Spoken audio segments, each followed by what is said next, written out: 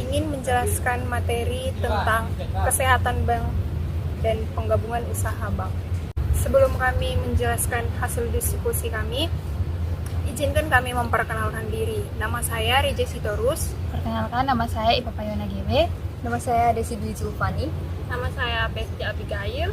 Nama saya Fahri Maulana.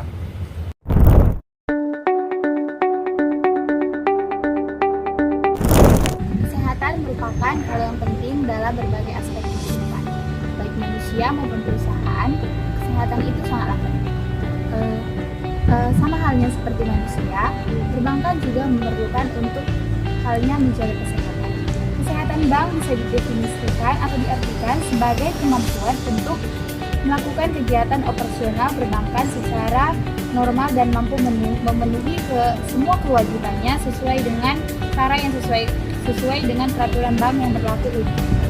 Dan juga penilaian kesehatan bank amat penting disebabkan karena bank mengelola dana masyarakat yang dipercaya kepada bank.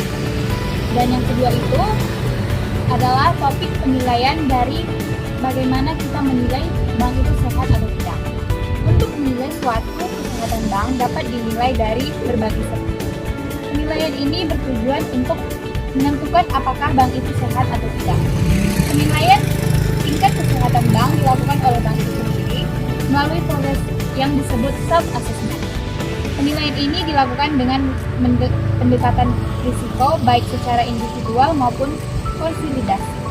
Standar untuk melakukan penilaian kesehatan bank telah ditentukan oleh pemerintah melalui Bank Indonesia. Oleh sebab itu, penilaian bahwa bank itu sehat atau tidaknya itu dinilai dari bank itu sendiri. Baik halnya melakukan penilaian bank itu dalam bank dilakukan secara rutin agar kita dapat mengawasi dan menilai kesehatan bank tersebut, bagaimana kejelasan kesehatannya, sehat atau tidaknya, dan kestabilan kesehatan. Oke, saya akan melanjutkan materi mengenai kesehatan bank. Ada 6 aspek penilaian pada kesehatan bank, yaitu KAMEL, yang dimana kesingkatan dari Capital, Asset, Management, Earning, Liquidity, and Sensitivity. Yang pertama saya akan membahas mengenai aspek permodalan atau kapital. Penilaian ini didasarkan pada CER yang ditetapkan oleh Bank Indonesia. Yang kedua itu ada aspek kualitas aset, yang dimana penilaian aset ini harus sesuai dengan peraturan Bank Indonesia dengan membandingkan antara aktiva produktif yang diklasifikasikan terhadap aktiva produktif. Yang ketiga itu ada aspek kualitas manajemen, yang dimana ini dilihat dari kualitas pekerja dan dari segi pendidikan dan pengalaman orang yang bekerja pada bank tersebut. Yang keempat itu ada aspek earning, yang dimana aspek ini mengukur tingkat efisiensi usaha dan profitabilitas yang dicapai bank meliputi penilaian RIGO-A dan RIGO-O. Dan yang kelima itu ada aspek liquidity, yang dimana suatu bank dikatakan liquid apabila mampu membayar semua utangnya. Dan yang keenam itu ada aspek sensitivity. Sensitivitas perbankan berkaitan dengan resiko yang harus dipertimbangkan. Resiko yang dihadapi terdiri dari resiko lingkungan, resiko manajemen, dan resiko penyerahan.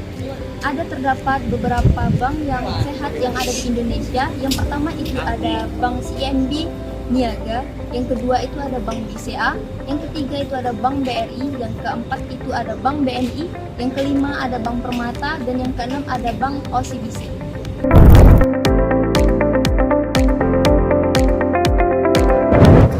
Topik yang kedua itu adalah penggabungan usaha. Penggabungan usaha adalah proses di mana dua atau lebih perusahaan bergabung menjadi satu entitas bisnis.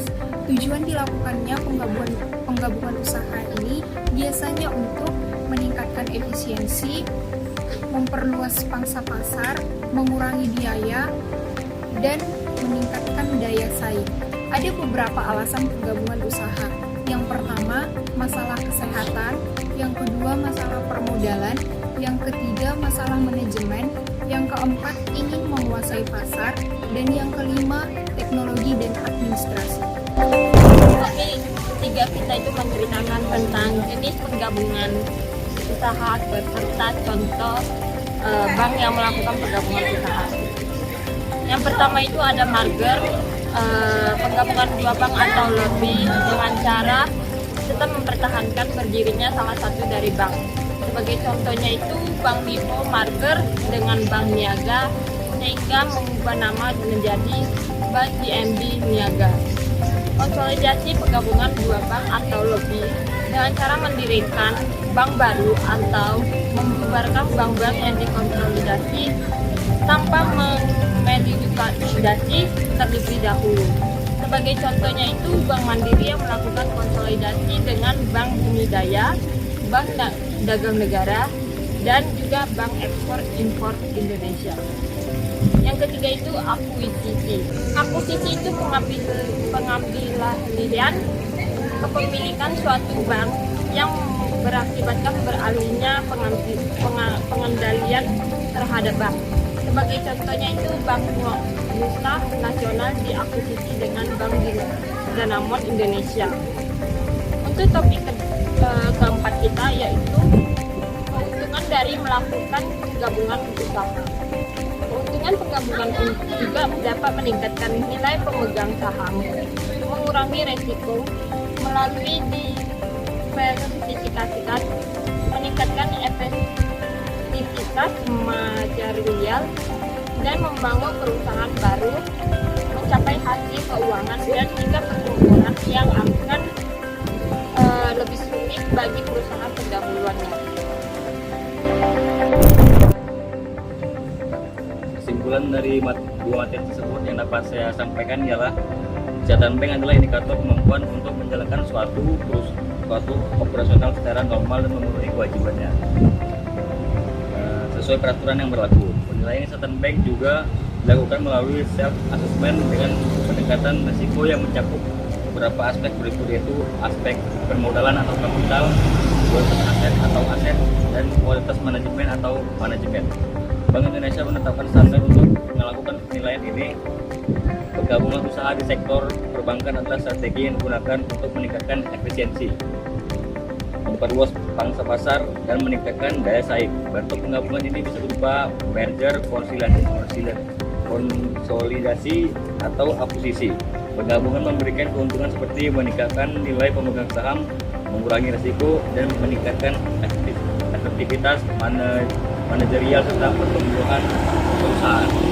Adapun contoh penggabungan di Indonesia antara lain adalah Bank Lipo dan Bank Niaga yang membentuk Bank JIMB Niaga atau merger, serta konsolidasi Bank Mandiri dengan beberapa bank lainnya.